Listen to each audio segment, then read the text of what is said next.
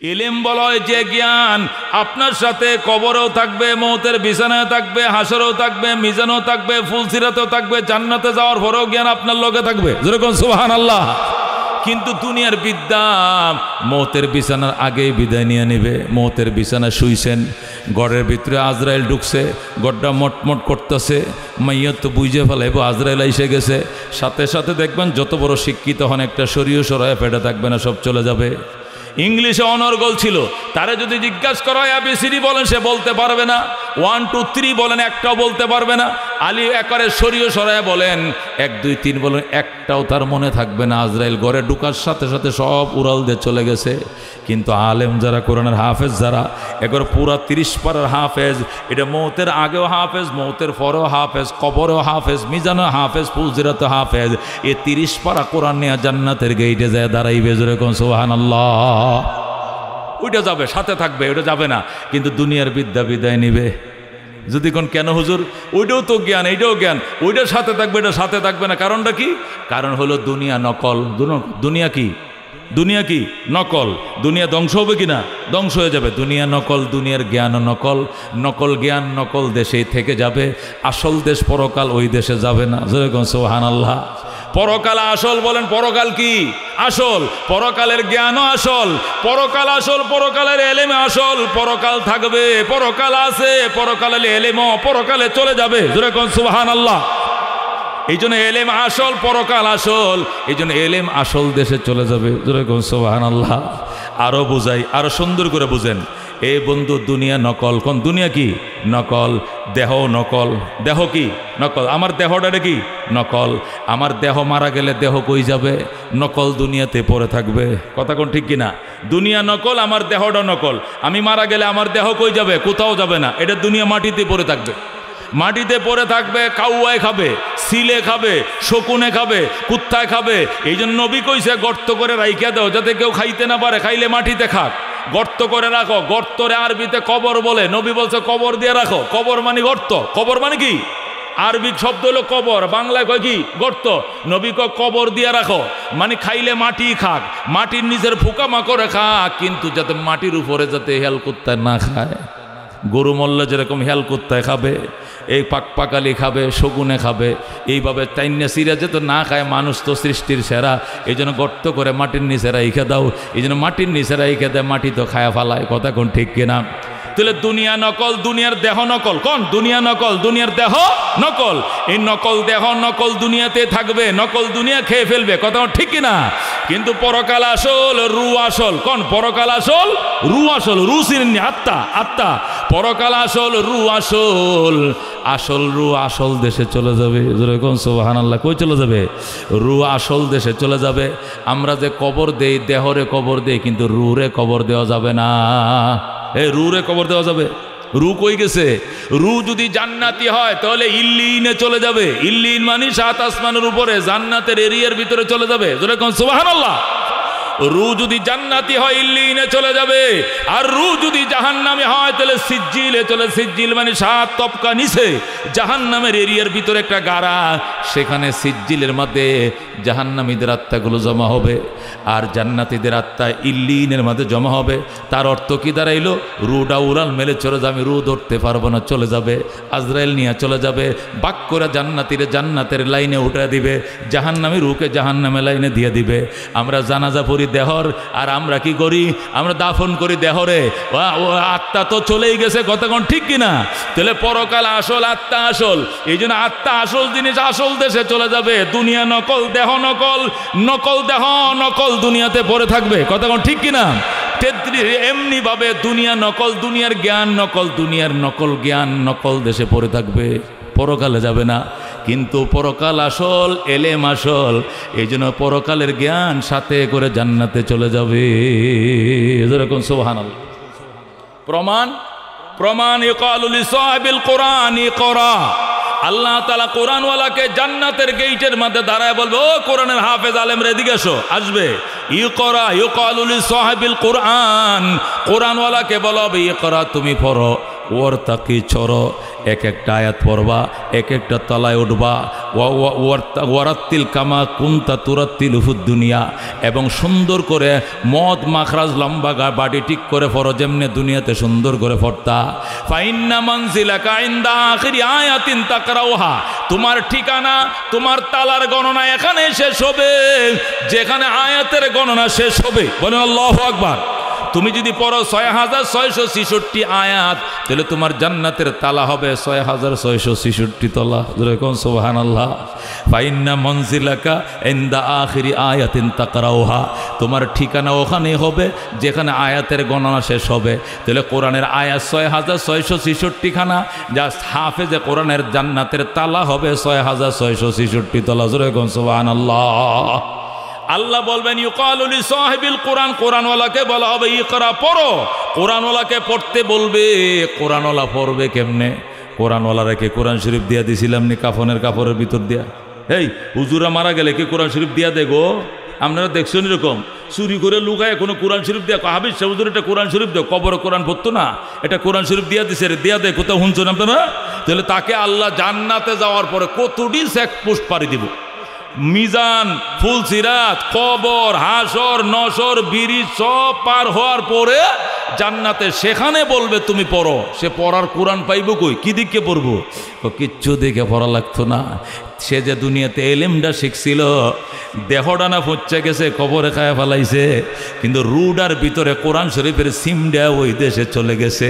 সেখানে যখন আল্লাহ নতুন দেহ বানাইছে, ওই সিমডা সেখানে ঢুকায়া দিছে।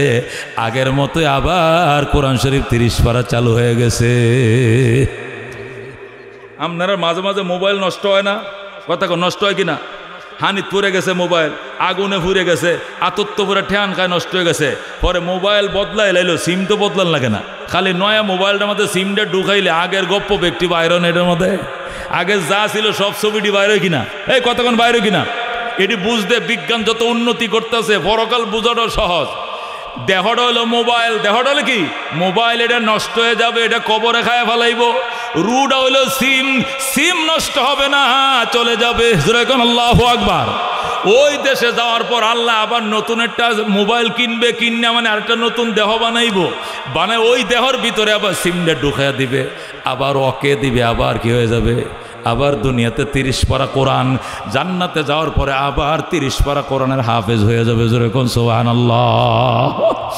এই জন্য দুস্থ আলেম অত্যন্ত দামি জিনিস।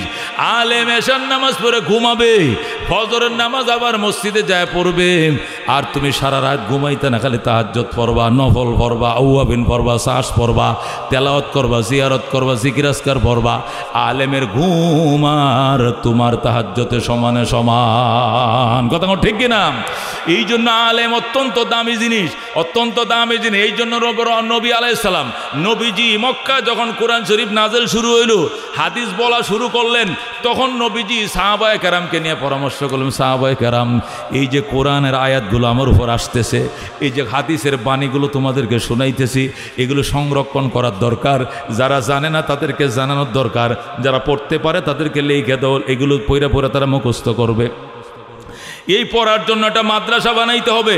আল্লাহ নবী তখন মাদ্রাসার জন্য জায়গা চাইলেন। সাহাবায়ে কেরাম গরিব, কে দিবে জায়গা? হযরত যায়েদ ইবনে আরকাম রাদিয়াল্লাহু তাআলা আনহু দাঁড়ায় বললেন, ইয়া রাসূলুল্লাহ, ইয়া হাবিবাল্লাহ, আমি আমার আব্বা হযরত আরকাম ইবনে আবিল থেকে একটু জায়গা পাইছি, ওই জায়গাটা আপনাকে মাদ্রাসা বানানোর জন্য দিয়ে দিলাম। যেরকম সুবহানাল্লাহ। হযরতে যায়েদ ইবনে আরকাম রাদিয়াল্লাহু তাআলা আনহু তার বাবা আরকাম ইবনে আবিল থেকে একটু জায়গা পাইছিল। সফা মারওয়া দুইটা পাহাড় আছে, যারা গেছেন মক্কা চিনেন। ওই সফা পাহাড়ের পাশে একটা জায়গা ছিল, হযরতে যায়েদ ইবনে আরকাম পাইছিলেন ওয়ারিশ সূত্রে, বাবার এই জমিটা নবীর নামে দিয়ে দিলেন। আর বলেন, হুজুর এখানে মাদ্রাসা বানান, এখানে আলেম বানাইবেন, আলেমের তো মর্যাদা। তখন নবী সাল্লাল্লাহু আলাইহি সাল্লাম 13 বছর পর্যন্ত এ দারে আরকামের ভিতরে মাদ্রাসা চালাইছেন, সাহাবায়ে কেরামকে কোরআন শিখাইছেন, হাদিস শিখাইছেন। এরপরে নবী যখন হিজরত করে চলে গেলেন মদিনায়, কোথায়? নবী হিজরত করে যখন চলে গেলেন মদিনায়, মদিনা শরীফ যাওয়ার পর তিনি মসজিদ বানাইলেন। মক্কা মসজিদ বানাইতে পারেন নাই, কারণ এখানে কাবা ঘর, আল্লাহ মসজিদ আগেই বানায় রাখছে। মদিনায় যায় নবী মসজিদ বানাইলেন, সেই মসজিদের এক কোণার মধ্যে আবার মাদ্রাসা চালু করলেন টানা 10 বছর। কয় বছর? টানা 10 বছর পর্যন্ত মসজিদে নববীর কোণার ভিতরে আল্লাহ নবী মাদ্রাসা চালাইলেন। এই যে কওমি মাদ্রাসা শুরু হয়েছে কোথায়? কওমি মাদ্রাসা প্রথম শুরু হয়েছে মক্কা দারে আরকামে, এরপরে গেছে মদিনায়। আল্লাহ নবীর তিরুদানের পর, ইন্তেকালের পর, নবীজি বিদায় নেওয়ার পর হযরত আবু দারদা রাদিয়াল্লাহু তাআলা আনহু কওমি মাদ্রাসা 3 নম্বর শাখাটা বানাইলেন। আল্লাহু আকবার। সিরিয়ার রাজধানী দামেস্কে, হুজুরে কোন সুবহানাল্লাহ। সিরিয়ার রাজধানী দামেস্কে হযরত আবু দারদা রাদিয়াল্লাহু তাআলা আনহু কওমি মাদ্রাসা 3 নম্বর শাখা তৈরি করলেন। ইতিহাস মনে রাখবেন, হযরত আবু দারদা রাদিয়াল্লাহু তাআলা আনহুর পরে হযরত আব্দুল্লাহ ইবনে মাসউদ রাদিয়াল্লাহু তাআলা আনহু ইরাকের দ্বিতীয় রাজধানী কুফায় কওমি মাদ্রাসা বানাইলেন। হযরত আব্দুল্লাহ ইবনে মাসউদের পরে হযরত আমর ইবনে আল-আস রাদিয়াল্লাহু তাআলা আনহু মিশরের রাজধানী কায়রোতে কওমি মাদ্রাসা 6 নম্বর শাখা বানাইলেন। মিশরের রাজধানী কায়রোতে তিনি কওমি মাদ্রাসা বানাইলেন। হযরত আমর ইবনে আল-আসের দেখা দেখি আরব রাজ্যগুলোতে একটানা মাদ্রাসা বানা শুরু হয়ে গেল। এরপরে এই হিরিক চলে আসলো পূর্ব এশিয়াতে।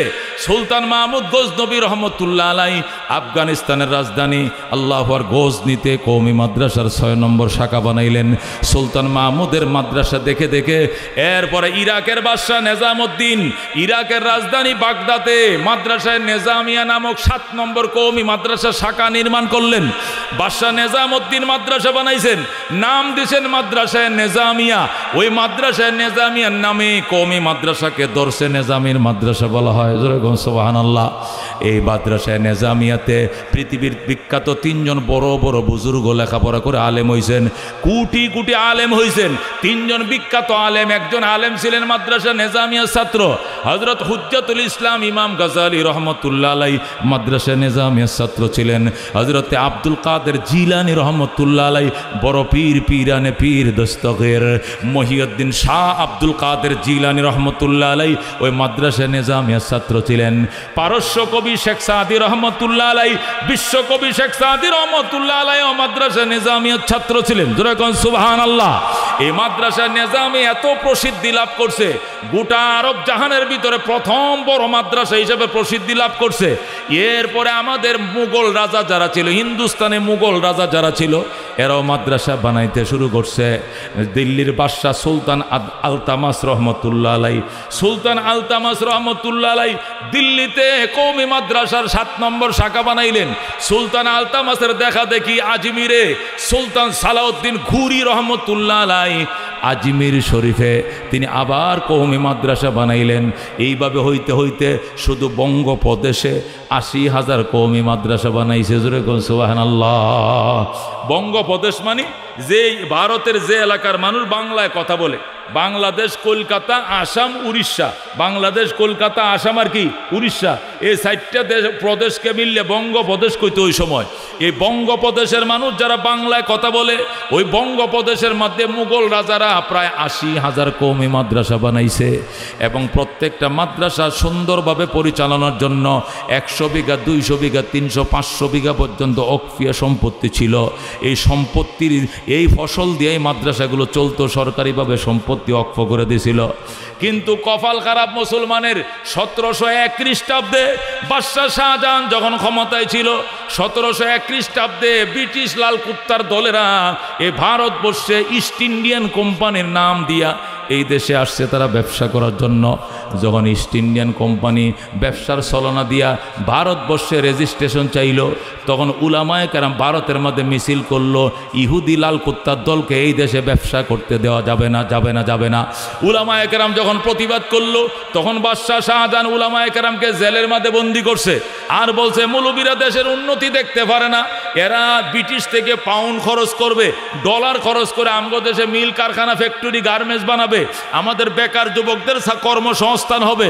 হুজুররা কর্মসংস্থান দেখতে পারে না, এরা বিরোধিতা করে। এই জন্য উলামায়ে কেরামকে সব জেলের মধ্যে ফাটাইয়াম। তখন ওই ইস্ট ইন্ডিয়ান কোম্পানিরা তারা লাইসেন্স দিল। ইস্ট ইন্ডিয়ান কোম্পানি ইন্ডিয়াতে ঢুকলো, ঢুকে ফ্যাক্টরি বানাইতে শুরু করলো, ভারতের বেকার যুবকদের চাকরি হইতে শুরু করলো। কিন্তু কিছুদিন পরে মতলবটা দেখা শুরু হয়ে গেছে, আসল উদ্দেশ্য কিছুদিন পরে প্রকাশ পাইতে শুরু করলো। বড় বড় ফ্যাক্টরি করছে। এরপর ইস্ট ইন্ডিয়ান কোম্পানির মালিকরা বলতেছে, শাহজাহান সাহেব, আমরা যে বড় বড় ফ্যাক্টরি করলাম, এটার সিকিউরিটির জন্য আপনি পুলিশ দেন, পুলিশ দিছে, হবে না আর্মি দেন, দিছে আর্মি। এরপরে আপনার দেশের আর্মি বিশ্বাস করা যায় না, এরা যে কোনো মুহূর্তে বিদ্রোহ করতে পারে। আমাদের মিল কারখানা পাহারা দেওয়ার জন্য আমাদের দেশ থেকে সোলজার নিয়ে আসবো। তখন ব্রিটিশ থেকে তারা জাহাজ ভরে হাজার হাজার সৈন্য এই দেশে আনছে, তাদের তাদের ফ্যাক্টরি কারখানা পাহারা দেওয়ার জন্য। কিন্তু মতলব ছিল খারাপ। কিছুদিন পরে এই সোলজার দিয়েই তারা যুদ্ধ শুরু করে, মুঘল টিপু সুলতান সহ সমস্ত মুঘলদেরকে পরাজিত করে, মুসলমানদেরকে পদদলিত করে পরাজিত করে তারা ক্ষমতায় বসে যায়। যেরকম নাউজুবিল্লাহ। এই যে ব্রিটিশরা ইস্ট ইন্ডিয়ান কোম্পানির নাম দিয়ে আসার টাইমে আলেম ওলামারা বিদ্রোহ করছিল, ওরা জানতো এরা ব্যবসার নাম দিয়ে এসে পরে গলায় চাপ দিয়ে ধরে এরা ক্ষমতার মস্তদে বসে যাবে। কথা ঠিক কিনা? কিন্তু ওই সময় মুলুবিরা বুঝে না, মুলুবিরা উন্নতি দেখতে পারে না, এই কয়ে মোল্লাদেরকে জেল খাটাইছে। এরপরে বুঝে আইছে ঘটনা সব মোগলরা পরাজিত, মোগলদেরকে জেলখানায় বন্দি করে ক্ষমতায় বসে যায়। টানা 200 বছর পর্যন্ত মুসলমানদেরকে গোলাম বানায় রাখছে। কথা কোন ঠিক কিনা? তারা আইসা দেখেন বুদ্ধিটা কেমন, দেখেন তারা যখন আসলো, আইসা ইস্ট ইন্ডিয়ান কোম্পানি যখন ব্যবসা শুরু করলো এই ভারতবর্ষে, এখন আস্তে আস্তে একটা এলাকায় আইসা আচ্ছা আপনাদের এলাকায় মসজিদ কটা? 3টা। হিন্দু আসান এলাকায় আছে, তাহলে মসজিদ 3টা, মন্দির কটা? মন্দির একটু দূরে, ওই আটপাড়া বাজারে। কয় না, এটা হবে না, একটা মসজিদ ভাঙ্গেন, বাইন্দা মন্দির বানান, আর 2টা মসজিদ রাখেন। 2টা মসজিদ থাকবে, একটা কি থাকবে? মন্দির থাকবে। আচ্ছা মুসলমান কি করবে? না পারে মানছে, যেহেতু হিন্দু আছে। আচ্ছা একটা মসজিদ ভাঙ্গে মন্দির বানাইছে, আর 2টা মসজিদ আছে। কিছুদিন পরে বলতেছে আচ্ছা মসজিদ 2টা মন্দির একটা, এটা তো বৈষম্য, এটা তো ঠিক না। মসজিদও একটা থাকবে, মন্দিরও একটা থাকবে, 8টা মসজিদ ভেঙে গেলাম। এই যে দ্বিতীয় মসজিদ ভেঙে ফেললো। এখন রইল কয়টা? এক মসজিদ, এক মন্দির, এক মহল্লায়। কিছুদিন পরে এসে কয় না, হিন্দু তো সংখ্যা গরিষ্ঠ, মুসলিম তো সংখ্যা লঘিষ্ঠ। এই ভারতবর্ষ তো এবারই হিন্দু বেশি, 100 কোটি হিন্দু, 30 কোটি মুসলমান। সুতরাং যেখানে 2টা মন্দির থাকবে সেখানে একটা মসজিদ থাকবে। সুতরাং আগে ছিল 3টে মসজিদ, মন্দির ছিল না। এখন মসজিদ বানাবে 2টা, মন্দির থাকবে 2টা, মসজিদ থাকবে একটা। কিছুদিন পরে কয় এই এলাকার মধ্যে মুসলিম যারা আছে, যারা ওই এলাকায় নামাজ পড়বে যায়, এই এলাকায় কোনো মসজিদের দরকার নেই। আস্তে আস্তে মসজিদ মাদ্রাসা শূন্য করতে করতে করতে পুরা এলাকার থেকে 80,000 মাদ্রাসা, লক্ষ লক্ষ মসজিদ সব ঘুরিয়ে দিয়ে ব্যঙ্গে চুরমার করে দিয়ে জোরে করে নাউজুবিল্লাহ। শুধু তাই নয়, এই ব্রিটিশ সৈন্যদের জন্য যে ঘোড়া ছিল, যে ঘোড়ায় সওয়ার হয়ে তারা যুদ্ধ করতো, ঘোড়া পালার ঘর বানাইছে মুসলমানদের মসজিদকে, মাদ্রাসা তারা ধ্বংস করছে। তখন উলামায়ে কেরাম আবার মুসলমানরা যুদ্ধের জন্য প্রস্তুতি নিছে, এরা বিদ্রোহ শুরু করছে, মিটিং মিছিল শুরু করছে। আর যখন মিটিং শুরু করতেছে, মুসলমানরা যখন বলতেছে আমাদের মসজিদ আবার বানায় দিতে হবে, আমাদের মাদ্রাসা আবার বানায় দিতে হবে, যখন মিছিল মিটিং শুরু হয়ে গেছে, তখন ব্রিটিশ যিনি প্রধান ছিল এই ভারতবর্ষে, ব্রিটিশ প্রধান ছিল Lord Warren Hastings. Lord Warren Hastings ছিল ব্রিটিশের গভর্নর ছিল ভারতবর্ষে। এই লর্ড ওয়ারেন হেস্টিংস আর 1701-এ ঢুকছে। 1787 খ্রিস্টাব্দে মুসলমানদেরকে সান্ত্বনা দেওয়ার জন্য কলকাতা আলিয়া মাদ্রাসা বানাই দিছে। বাংসে মাদ্রাসা 80,000, কয় হাজার? 80,000 মাদ্রাসা ভেঙ্গে একটা মাদ্রাসা বানাই দিছে, নাম দিছে কলকাতা আলিয়া। এবং কি জায়গা কিনে দিছে কারা? খ্রিস্টানরা। এটার প্রিন্সিপালকে ওই লর্ড ওয়ারেন হেস্টিংস নিজেই, এই খ্রিস্টান গভর্নর, সেইটার মাদ্রাসার প্রিন্সিপাল। জায়গা দিছে তারা, বিল্ডিং বানা দিছে তারা, সিলেবাস প্রণয়ন করছে তারা, এবং বেতনও দেয় তারা, পরিচালনা করে তারা, ছুটিও দেয় তারা, খুলেও তারা, সব নিয়ন্ত্রণ তাদের। যে মাদ্রাসার জায়গা খ্রিস্টানে দেয়, যে মাদ্রাসার প্রিন্সিপাল খ্রিস্টান হয়, যে মাদ্রাসার শিক্ষকের বেতন খ্রিস্টান দেয়, এই মাদ্রাসাকে ইসলাম পালন করার জন্য না ইসলামের গুড়ি কাটার জন্য? ইসলামের গুড়ি কাটার জন্য। 1701-এ তারা ইস্ট ইন্ডিয়ান কোম্পানি ভারতে ঢুকছে, 1787-তে তারা দেয়া এই সান্ত্বনামূলক মাদ্রাসা কলকাতা আলিয়া মাদ্রাসা বানাইছে। এরপরে উলামায়ে কেরাম আবার মিছিল শুরু করছে, মানি না এই সান্ত্বনা গুড়ার ডিমের মাদ্রাসা। আমরা মদিনার ওই কওমি মাদ্রাসা, যে মাদ্রাসা দারে আরকামে নবী বানায় থয়ে গেছেন, যে মাদ্রাসা মসজিদে নববীতে নবী বানায় রেখে গেছেন, ওই মাদ্রাসা আমরা চাই, তোমাদের আলিয়া মাদ্রাসা আমরা চাই না। যখন মিটিং শুরু করছে তখন ব্রিটিশরা বলতেছে, আরে বাবা কিছুদিন লেখাপড়া দেখো না, লেখাপড়া দেখে পরে তোমরা মন্তব্য করো, কিছুদিনের জন্য মানো। আমাদের এমন মাদ্রাসা তোমাদেরকে বানায় দিছি, এটা পরিচালনার জন্য ওয়াকফিয়া সম্পত্তি লাগবে না, সরকারে বেতন দিবে, ভারত সরকার শিক্ষকদের বেতন দিবে। এইবারটা লুপ দেখায় শিক্ষকদের বেতন সরকার দিবে, এই লুপটা দেখায় কান্দের মধ্যে মাদ্রাসা তৈরি চলে গেছে। গেল 1787-তে মাদ্রাসা বানায় দিল। 1787 থেকে 1866 পর্যন্ত উলামায়ে কেরাম ধৈর্য ধারণ করছে। 79 বছর পর্যন্ত ধৈর্য ধারণ করার পর এই 79 বছর পর্যন্ত তারা দেখছে দেখি লেখাপড়া কেমন হয়, আমল আখলা কেমন হয়। কিন্তু দেখছে যে আলিয়াতে পড়লে কলেজ আর আলিয়া সেম সেম। কলেজের ডিউ খারায় মতে, আলিয়ার ডিউ খারায় মতে। কলেজের ডিউ দাড়ি খাটে, এই ডিউ দাঁড়াই খাটে। এই ডিউ হয়ে নামাজ পড়লে পড়ে, এই ডিউ পড়লে পড়ে, না পড়লে না পড়ে। কিছু দাড়ি রাখে, কিছু রাখে না। কিছু নামাজ পড়ে, কিছু নামাজ পড়ে না। বানাইছে তো ইহুদি নাসারারা। ইসলামের কাজ হইব থেকে তখন হাক্কানি উলামায়ে কেরাম আবার তুমুল আন্দোলন শুরু করলো যে এই সান্ত্বনার নামাজ দিয়া, এই সান্ত্বনা রোজা দিয়া, সান্ত্বনার দাড়ি দিয়া ইসলাম রক্ষা হবে না। আমরা আলিয়া মাদ্রাসা চাই না, আমরা কওমি মাদ্রাসা, নবীর মাদ্রাসা আবার বানাইতে চাই। যেরকম আল্লাহু আকবার। দোস্ত, এই কথাগুলো বলতে হচ্ছে কেন? এই জন্য বলতে হচ্ছে, আপনারা অনেক সময় প্রশ্ন করেন, হুজুর সব অতটা করছো, একটু পরে তো টিয়া চাইবেন, আমরা তো কাম এইটা কি? আমাদের স্কুলে একমুখী শিক্ষা, জেনারেল শিক্ষা একমুখী। আপনাদের ধর্মীয় শিক্ষা দুইমুখী কেন? প্রশ্ন, ধর্মীয় শিক্ষা দুইমুখী কেন? কিছু সরকারি মাদ্রাসা দাখিল, আলেম, ফাজেল, কামেল, কিছু বেসরকারি সরে বেকায়া, মেশকাত, জামাত, দাওরা হাদিস। আমাদের জেনারেল শিক্ষা একমুখী, কিন্তু ধর্মীয় শিক্ষা দুইমুখী। কারণ কিছু কওমি, কিছু আলিয়া। কারণটা কি? আমাদের কওমি শিক্ষা আগেও একমুখী ছিল, এখনো একমুখী আছে দিনী শিক্ষা। মাঝখানে ব্রিটিশরা 200 বছর আমাদেরকে গোলাম বানায়া এই আরেকমুখী শিক্ষা আমাদের কান্দে থুইয়া গেছে গা। কথা কোন ঠিক কিনা? ওইটা আমাদের কেউ বানায় নাই। কোন আলেম ওলামা কাওলিয়া মাদ্রাসা বানায় নাই। আলেম ওলামা আলিয়া মাদ্রাসা প্রতিষ্ঠা করে নাই। আলিয়া মাদ্রাসা প্রতিষ্ঠা করছে কে? ইহুদি নাসারারা। এরা প্রিন্সিপাল, শুধু একটা প্রিন্সিপাল না, 25 জন প্রিন্সিপাল ছিল খ্রিস্টান। কয়জন? কলকাতা আলিয়া মাদ্রাসা টানা 25 জন প্রিন্সিপাল ছিল খ্রিস্টান। জোরে কর নাউজুবিল্লাহ। সুতরাং আমাদের বুঝতে হবে, আমরা বুঝি না। হুজুর সরকারি মাদ্রাসায় যান, হেডি ফোলাফান পড়ান, বেতনের লাগে দান চাল কালেকশনও করার লাগতো না, সরকারের বেতন হেডি বালা। আমরা এডিতে আমরা তো দিনই মাদ্রাসায় পড়ি দিন রক্ষার জন্য, দিন জিন্দার জন্য। কথা ঠিক কিনা? ওখানে দিন রক্ষাও হয় না, দিন জিন্দাও হয় না। এই দেশে যত বাতিল হয়, সমস্ত বাতিলের প্রতিরোধের জন্য 1 নম্বরে পল্টনের ময়দানে ঝাঁপিয়ে পড়ে হেফাজত উলামায়ে কওমি। কথা ঠিক কিনা? আলিয়া মাদ্রাসা কেউ যায় না কেন? ওরা সরকারি বেতন খায়। যদি যে আলিয়ার কেউ মিছিলে গেছে, পরের দিন সবটি চাকরি শেষ, নট করে দেবা, পাঠা দেবো প্যাকেট করে। তোর বেতন, বোনাস, চাকরি বাকরি, তোর ওষুধ, চিকিৎসা, বাড়ি ভাড়া, গাড়ি ভাড়া সব বন্ধ করে দেওয়া হলো। তুমি মিছিলে গেছো কেন? কথা ঠিক না? এই জন্য ওইটাতে দিন রক্ষা হবে না, কোনো মতে পেট রক্ষা হবে। বহু উলামায়ে কেরাম আলিয়াতে আছে, এরা আমল ভালো, এদের ছাত্রগুলো ভালো। আমার বাবাও আলিয়ার কামেল ফাঁস ছিল। আমাদের সব বেড়ে কওমি মাদ্রাসা পড়াইছে। যেরকম সুবহানাল্লাহ। হাটাজারিতে পড়াইছে। আমরা 3 ভাই তো ঢাকাই থাকি, একটা স্যার, একটা বড় আলেম। অথচ আমার বাবা ছিল দাখিল মাদ্রাসা সোফার, এরপরে ছিল প্রায় হাই স্কুলের মৌলবী টিচার, সরকারিতে পড়াইছে। আলিয়া ছিল, কিন্তু আমাদেরকে আলিয়াতে পড়ায় নাই। বলছে এখানে আমল ভালো না। আমি পড়ছি, তোরা আমি ঠকছি কি? তোরা ঠকাই আম শিগগি মেকল যা হাটাদারি যা। ওই মেকল হাটাদারিতে পড়াই আন না, মুফতি মুহাদ্দিস বানাইছে। এই বেটা এলেম শিখা তোর কাজ, খাওয়ানোর দায়িত্ব আল্লাহ, এটা আমার বাপের দায়িত্ব না। এই বেটা খাওয়াইলে খাইবে, নাইলে উবাস থাকবে, কিন্তু এলেম শিখ। যেরকম আল্লাহু আকবার। ওই জন্য দোস্ত, আলিয়ার বদনাম করা উদ্দেশ্য না। যারা আলিয়া পড়ছেন বা পড়েন বা পড়ান, আপনাকে বদনাম করা উদ্দেশ্য নয়। উদ্দেশ্যটা প্রশ্নের উত্তর দেওয়া। প্রশ্নটা হইল, মুরব্বীরা সাত দোহানে বয়ে বয়ে কয়, দেখ এরা কি আলিয়া মাদ্রাসা দেহে না? সরকারে বেতন দেয়, সরকারে ঘর করে দেয়, সরকারে বই পুস্তক দেয়, স্কুল কলেজের মতো। হেডি পড়লে তো বালা। আর এটি ইন্দারটা বানায়, মাদ্রাসা ইন্দারটা বানায়, এটা বস্তালে ঘুরে, হেডে চাউল, এটা ডাইল, এটা মাছ লইয়া দিতে দিতে জান্ডার শেষ। কথা ঠিক কিনা?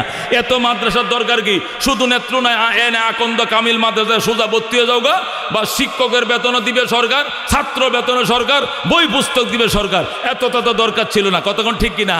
এ দোস্ত, ওই মাদ্রাসা আমাদের না। ওই মাদ্রাসা আমাদের কোনো আলেম ওলামা বানায় নাই। এটা লর্ড ওয়ারেন হিস্টিংস, এই ভারতের গভর্নর ছিল, ব্রিটিশের গভর্নর ছিল, সে প্রথম কলকাতা আলিয়া মাদ্রাসা বানাইছে এবং সেইটার প্রিন্সিপালও ছিল। তারপরে আরো 24 জন খ্রিস্টান প্রিন্সিপাল ছিল। যেরকম নাউজুবিল্লাহ। মুসলমানদের মাদ্রাসায় খ্রিস্টান প্রিন্সিপাল হইতে পারে, কিন্তু কলকাতা আলিয়া মাদ্রাসা ছিল 25 জন খ্রিস্টান। 25 যে একটা খ্রিস্টান প্রিন্সিপাল 4 বছর 5 বছর করেছিল। 25টা খ্রিস্টানের সময় পার হইতে কতশো বছর, 200 বছর লাগছে, 200 বছর। কথা ঠিক কিনা?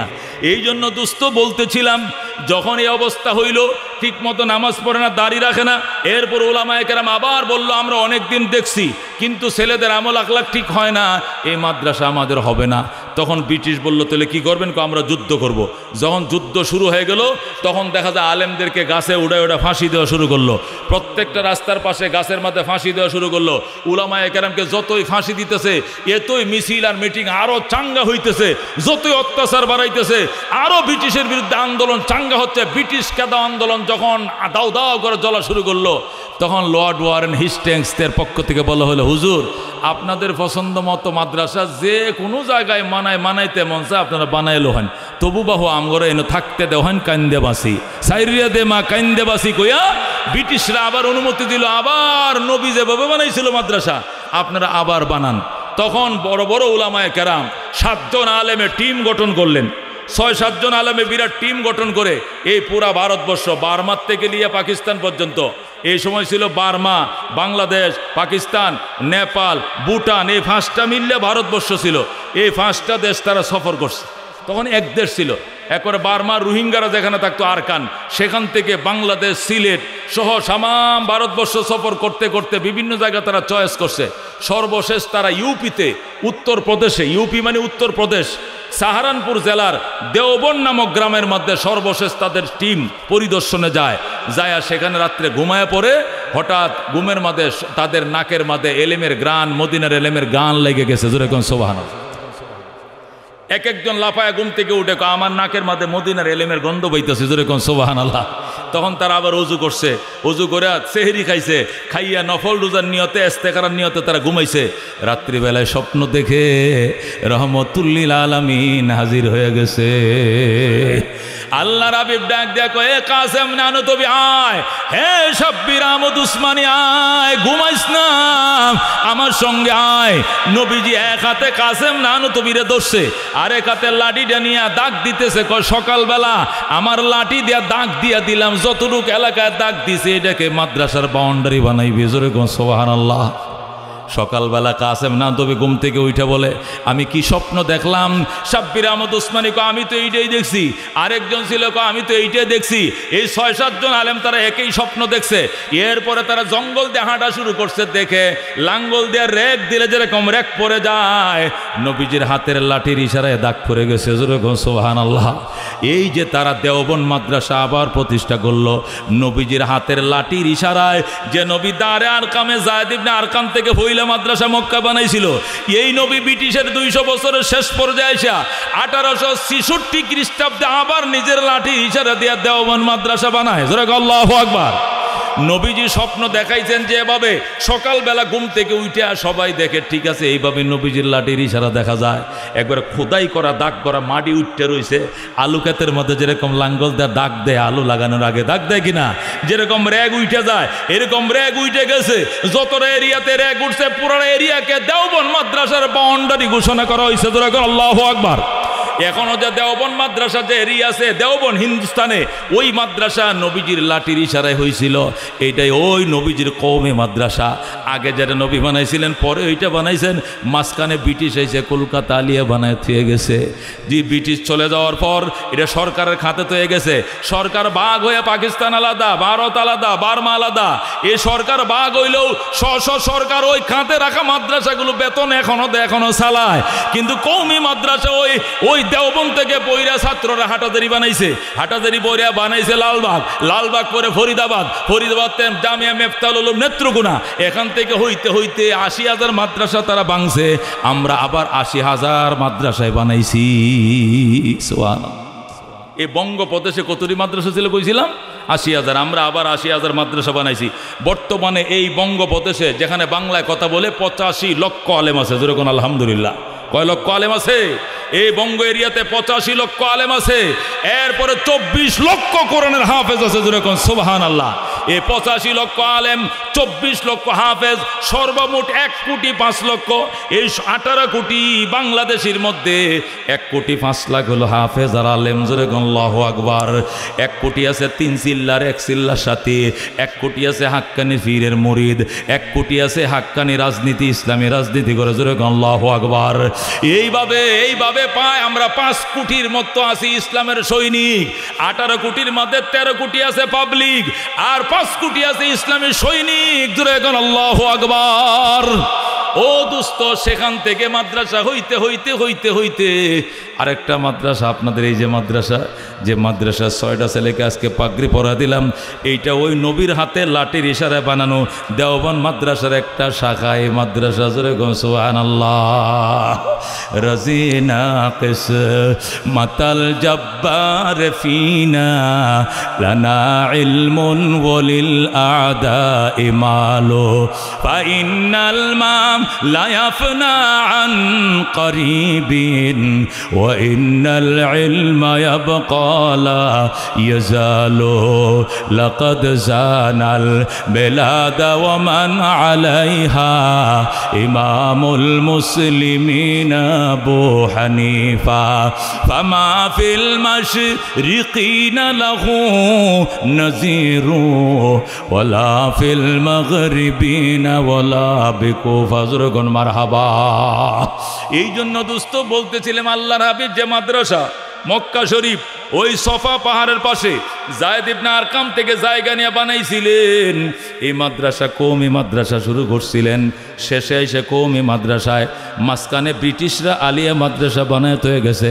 আমি বদনাম করব না, তবে এই কথা ইতিহাস আমাদের জানার দরকার। ওই মাদ্রাসা কোন আল্লাহর ওলি বানাইছিল, কথা কোন ঠিক কিনা?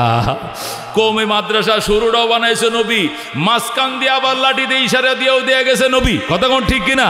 এগুলো রুহানি প্রতিষ্ঠান, ওহির প্রতিষ্ঠান।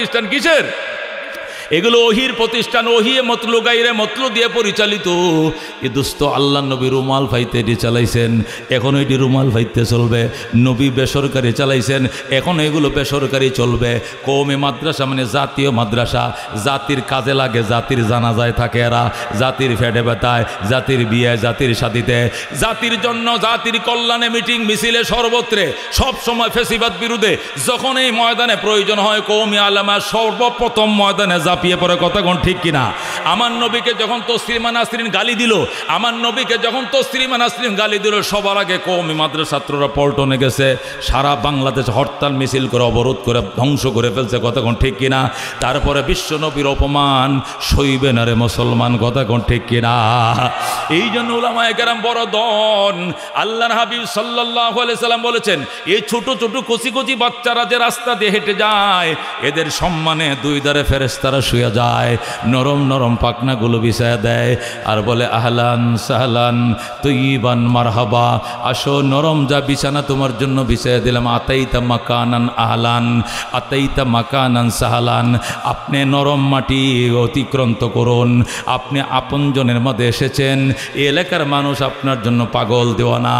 ও দোস্ত, আল্লাহর হাবিব সাল্লাল্লাহু আলাইহি সাল্লাম বলেছেন, তোমার জানাজা যদি বাইতুল্লাহ শরীফের ইমাম আইনা ফরাও, তোমার গুনাহ মাফের গ্যারান্টি নাই, কিন্তু তোমার সন্তান যদি বলে আল্লাহুম্মা গফিরলি হাইয়িনা, কাতা সোজা করেন, এটা আমার বাবার জানাজা আমি পড়াবো, এই বলে আল্লাহু আকবার কো যখন সন্তান শুরু করবে জানাজা, আল্লাহুম্মা গফিরলি হাইয়িনা ওয়া মাইয়িতিনা ওয়া শাহিদিনা ওয়া গায়বিনা, যখন শুরু করবে দোয়া, আল্লাহ বলবেন বান্দা আর কান্দিস না, তোর বাবার লাশ মাটির উপরে থাকতে আমি আল্লাহ তোর বাবার জীবনের গুনাহ মাফ করে দিলাম।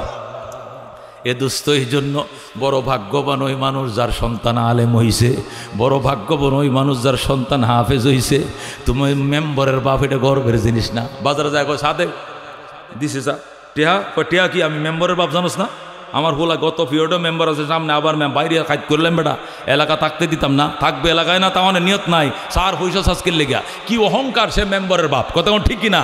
কি অহংকার সে চেয়ারম্যানের বাপ, কি অহংকার সে এমপির বাপ, কি অহংকার তার ভাই কমিশনার, কি অহংকার সে ছাত্রলীগের সভাপতি, কি অহংকার সে ছাত্র দলের অমুক। অহংকার আল্লাহ নবী কয় যারা আল্লাহর কোরআন পড়ছে, সিনার ভিতরে নিয়েছে, এর চেয়ে বড় দামি নিয়ামত অন্য কেউ পায় নাই, কথা ঠিক কিনা? আল্লাহর কোরআন যে সিনায়, নবী বলতে ওই সিনার উপরে জাহান্নামের আগুন হারাম। যে সিনার ভিতরে আল্লাহর কোরআন ঢুকছে, আল্লাহু আকবার, যে সিনার ভিতরে আল্লাহর কোরআন প্রবেশ করেছে ওই সিনার উপরে জাহান্নামের আগুন হারাম। আল্লাহু আকবার। এ দোস্ত কত কিসিমের দোয়া করছো, জীবনে দোয়া কবল হয় নাই। একটা দোয়া করো, আমি বইলে গেলাম আজকে যা চাইবা সাথে সাথে কবুল করবে আল্লাহ। দোয়াটা হলে এতিমরাইনে এক নলা ভাত খাওয়াইবা, আর বলবে হুজুর আপনার সুবিধা মতো যখন আপনি বিশেষ টাইমে কোরআন শরীফ পড়তে উঠেন শেষ রাত্রে, ওই সময় তো অজু করে কোরআন শরীফ পড়েন। ওই অজুটা করে রেহালে কোরআন শরীফটা রাইকা 2 রাকাত নামাজ পড়া কষ্ট করে একটু আমার জন্য দোয়া করেন। কি দোয়া, কি দোয়া কোন লাগতো না, খালি কবেন আল্লাহ ওর মনের আশা পূরণ করে দাও। এই দোয়াটা করতে দেরি হবে, পূরণ হইতে দেরি হবে না। যেরকম সুবহান, কত কাবাগরের গিলাপ ধরে যায় দোয়া করছেন, কবুল হয় নাই। আল্লাহ নবী রওজার গিরিলে ধরে দোয়া করছেন, কবুল হয় নাই। নবী বলে এই জায়গায় দোয়া কর, কবুল হবে। যেরকম আল্লাহু আকবার। সেটা কি?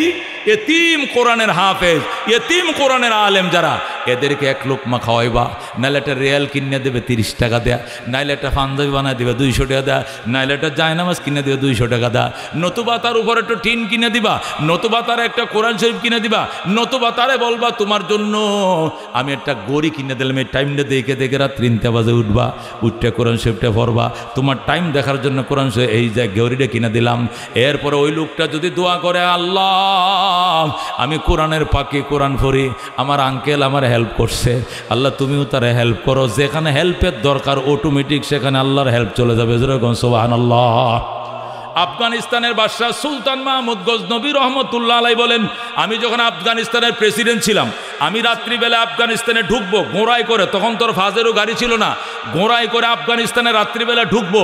ওই সময় কুয়াশা ছিল, পুষ মাসে শীত, শীতের মধ্যে অন্ধকারে ডাইকে রয়েছে।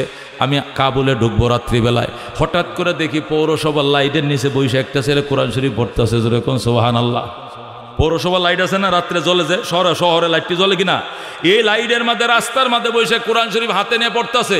সুলতান মাহমুদ গজনবী ঘোড়ার থেকে লাফ দিয়ে নামছে, নামে ছেলেটারে টান দিয়ে বুকের সাথে মিশায় কবাজান বাড়ি কই, ওই গ্রামে, এখানে এইসব কিল্লেকে কই, এই যে লাইট জ্বলতেছে, হারিকেন কেনার টাকা নাই, হারিকেন টিকে কেনার টাকা নাই গো, এই জন্য এখানে সরকারি লাইট সারা রাত এমনি জ্বলে, এই জন্য সরকারি লাইটের নিচে বসে আমি আল্লাহর কোরআন পড়ি। যেরকম আল্লাহু আকবার।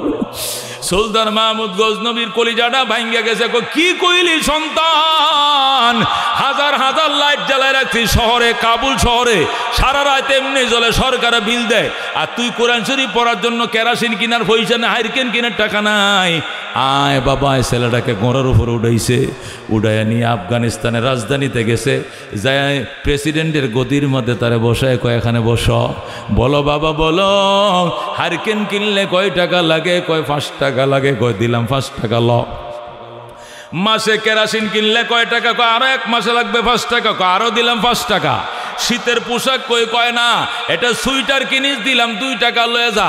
এরপর একটা কম্বল কিনবে, 2 টাকা দিলাম, বোর্ডিং খরচ দিলাম।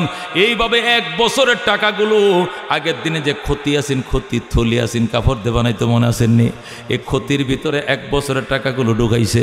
ঢুকাইয়া ওই ছেলেটার কোমরের মধ্যে বাইঁধে দিয়ে কয় যা বাবা যা, 1 বছর পর্যন্ত খরচ করবে, আগামী কালকেই বাজারও যায় হারিকেনটা কিনে ফেলাইবে, কেরাসিন ঢুকাইবে 2 টাকার, ফুরাই গেলে আবার ঢুকাইবে, কম্বল কিনবে, জ্যাকেট কিনবে, কষ্ট করিস না, বোর্ডিংয়ের খরচ দিবে, টাকা 1 বছরের দিয়া দিলাম, ফুরাই গেলে আবার আসবে।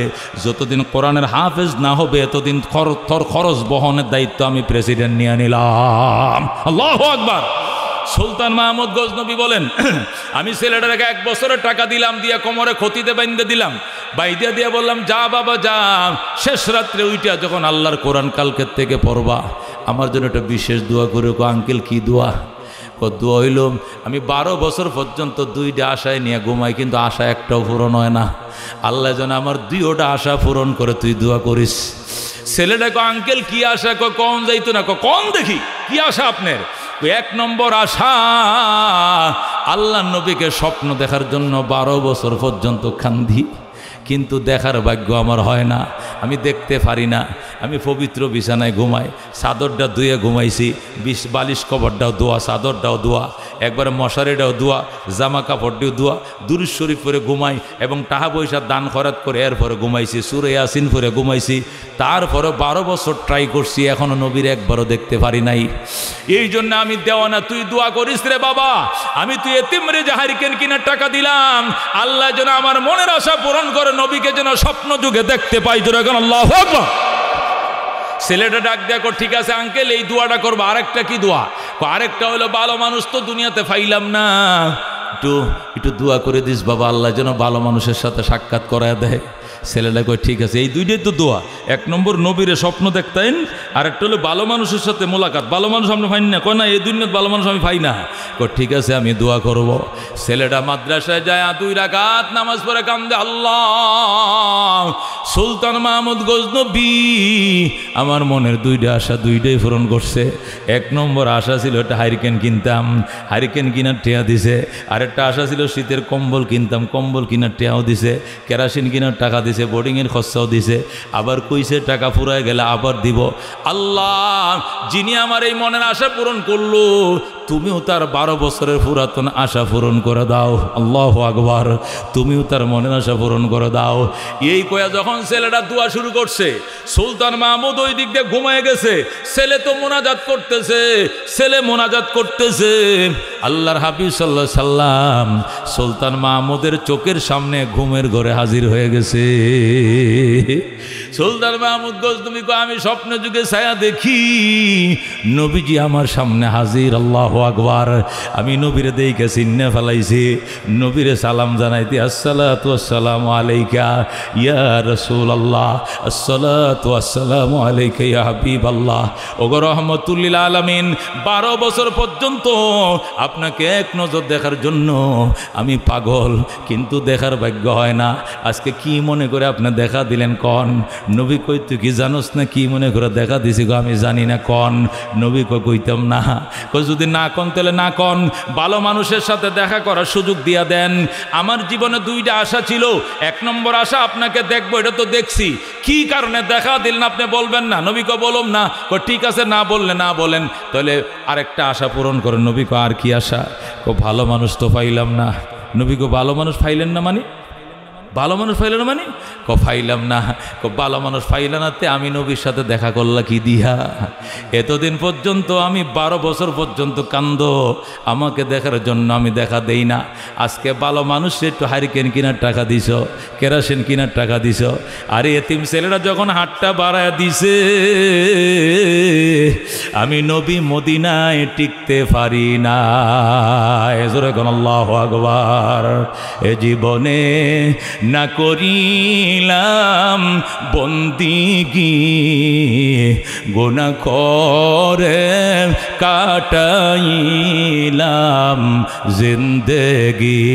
তওবা করে আবার তওবা ভাঙ্গিলাম, অবশেষে খাঁটি তওবা করিলাম। তুমি যদি মাফ না করো আল্লাহ বান্দারে, তুমি যদি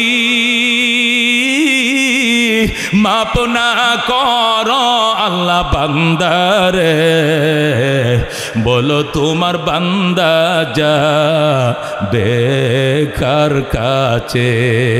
কবর হাসর আরো আল্লাহ মিজানে পার করিয়া দিয়েন গো আল্লাহ নিজ গুণে। জোরে গো সুবহানাল্লাহ। ছেলেটা ডাক দেখো, সুলতান মাহমুদ গজনবী। আল্লাহ নবী ডাক দেয়, তুই কি এখনো ভালো মানুষ চিনিস না? চিনি না।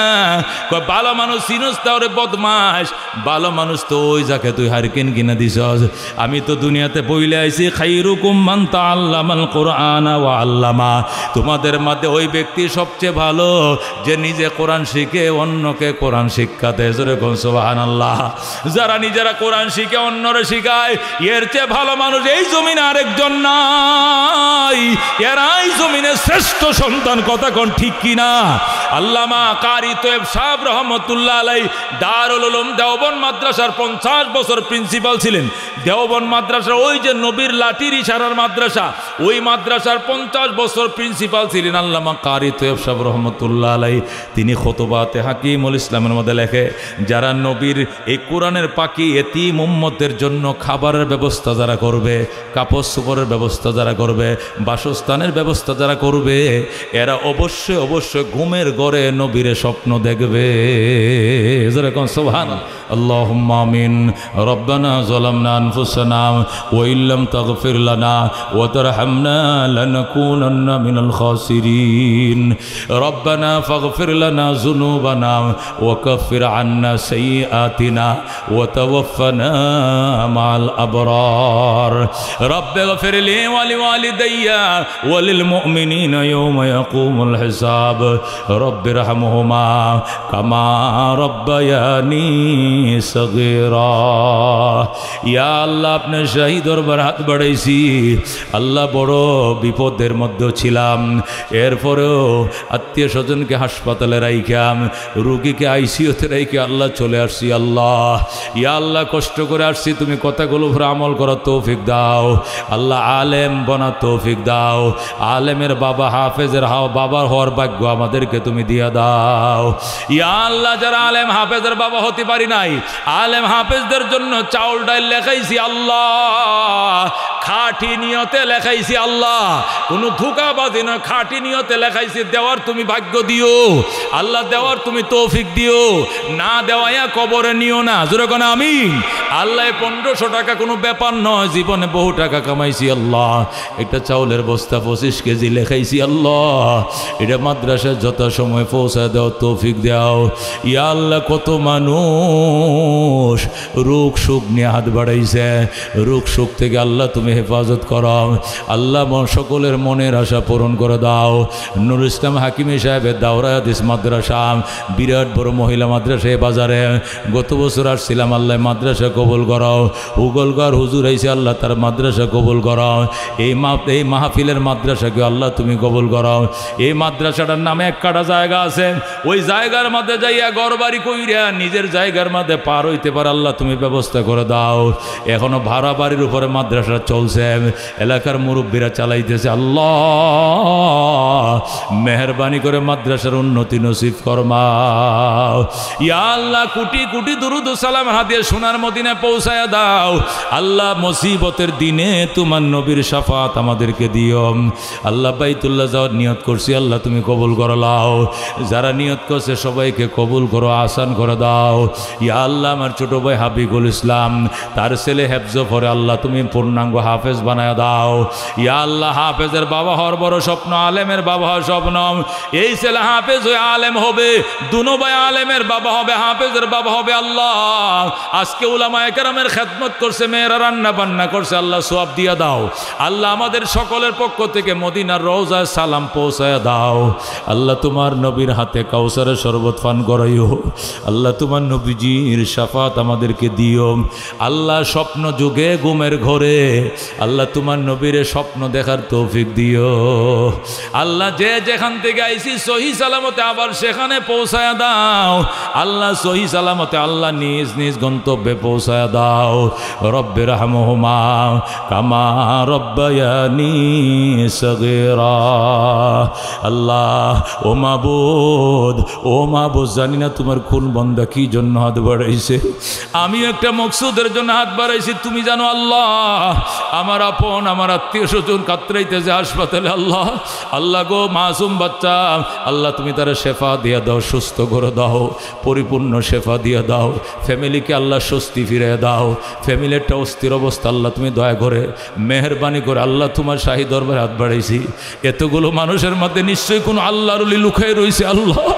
এতগুলো আলেমের মধ্যে বুজুর্গ মানুষ অবশ্যই আছে।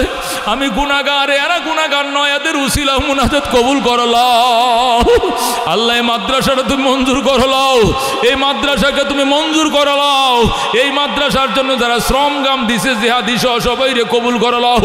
দুইজন হাফেজ সাহেবের পাগড়ি পরা দেন, তাদেরকে তুমি সোনার পাগড়ি পরায় দিও আল্লাহ, জান্নাতের তুমি মুকুট পরায় দিও, মা বাবারে মুকুট পরায় দিও। যারা হাফেজ হয়েছে এরা যেন 10 জনকে সুপারিশ করতে পারে, কবুল ফরমাও আল্লাহ। সুতারপুরি হুজুর আল্লাহর ওলি এই জায়গাটা ফাঁড়ায় গেছে আল্লাহ, ইউসুফ হুজুরের কদমের বরকতে দোয়া কবুল করো, হাকিম সাহেবের দোয়ার কদমের বরকতে মোনাজাত কবুল করো। অনেক বুজুর্গরা মাটিতে বসে রয়েছে, তারই ফাঁকনা বাবা জানরা, এদের উসিলে মোনাজাত কবুল করো লও। এই বাজার ব্যবসায়ীদের আল্লাহ ব্যবসায় বরকত দাও, এই ব্যবসায়ী বন্ধুরা সাহায্য করছে, কালকে আরো করবে আল্লাহ, ব্যবসায়ী বন্ধুদের ব্যবসার ভিতরে বরকত দিয়ে দাও আল্লাহ। নানানভাবে যারা হয়রানি শিকার, কেস মামলা, আল্লাহ সবাইকে মুক্তি পাওয়ার তৌফিক দিয়ে দাও আল্লাহ গো। তোমার জমিনে তোমার দিন কায়েম করার জন্য, ইসলাম প্রতিষ্ঠার জন্য আমাদেরকে একটু চেষ্টা করার তৌফিক দিয়ে দাও আল্লাহ। কোরআনকে একবার সংসদে পাঠানোর জন্য আমাদেরকে ভূমিকা রাখার তৌফিক দাও আল্লাহ। লাঙ্গল দেখছি, নৌকা দেখছি, দান দেখছি, হাতুড়ি দেখছি আল্লাহ, অনেক কিছু দেখছি, কোরআন দেখি নাই আল্লাহ। কোরআনের শাসন একবার আমাদেরকে দেখাও। সুবহান রাব্বিকা রাব্বিল ইজ্জাতি আম্মা ইয়াসিফুন ওয়া সালামুন আলাল মুরসালিন ওয়ালহামদুলিল্লাহি রাব্বিল আলামিন।